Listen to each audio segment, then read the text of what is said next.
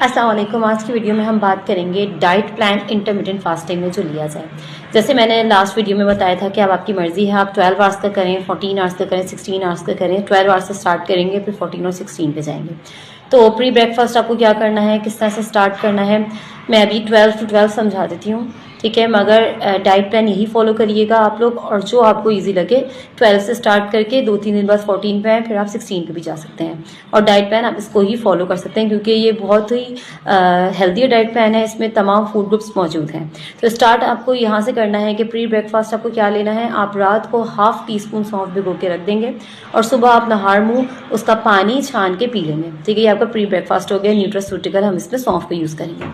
उसके बाद जो है हम अपने जो ब्रेकफास्ट करेंगे उसमें अगर आप एग लेते हैं तो 2 अंडे आधी रोटी के साथ।